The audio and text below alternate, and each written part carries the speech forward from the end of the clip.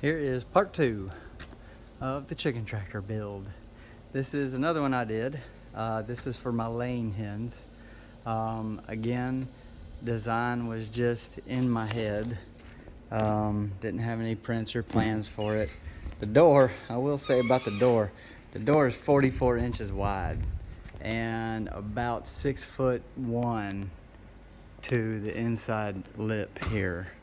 Right there, it's about 6'1", 6 foot, somewhere around there. So I like it actually. I like a bigger door now that I've built it again with the spring thing, and it shuts on its own. So here's the laying box. You got 6 boxes, obviously, you can see. I did a little ramp for them. I did put a roosting rail underneath there, which they probably won't use. They'll probably be sitting all up right here, crapping all over everything. And if you notice, I've got wire here and then wire on the back side. So what I put this up here for is because I did not want the chickens getting up on this level right here and crapping all down into the laying boxes. That's not good. You don't want that. I welded all the cattle panel, so I cut this cattle panel out and welded all the pieces together, and then wherever the seams were, I went and welded all the seams down. So this whole entire piece of cattle panel is all like one solid piece that's all been welded together. You got a 5-foot feeder with end caps.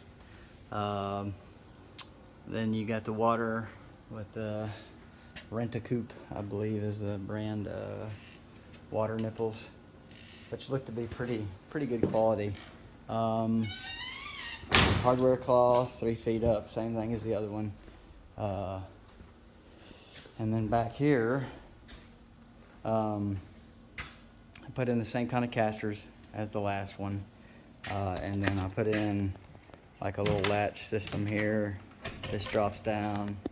You can get into the feeders or get into the boxes from the back. You don't have to go in there.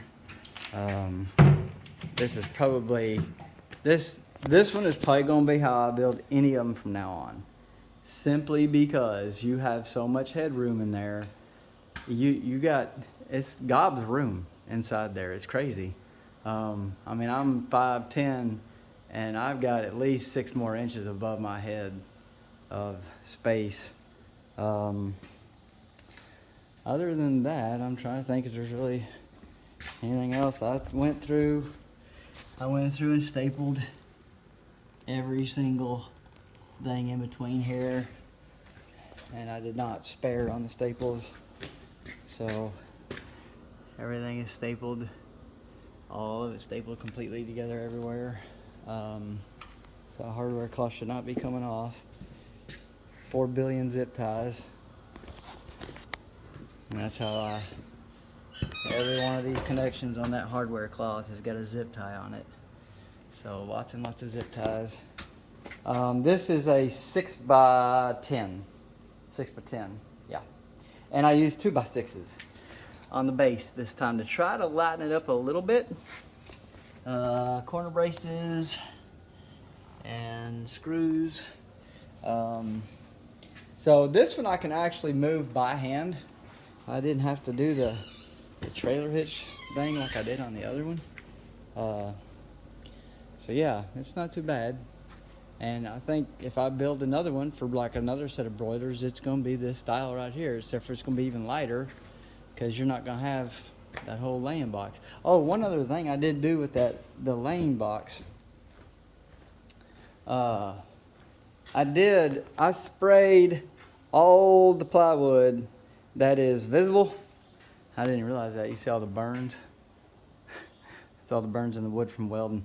Anyways, I sprayed all the plywood with a polyurethane, I'll show you, with a polyurethane clear coat, clear satin. And I coated all that plywood to help keep it from the weather. Keep it all separating and molding and all that other stuff from the weather and getting rained on, because it's going to get rained on.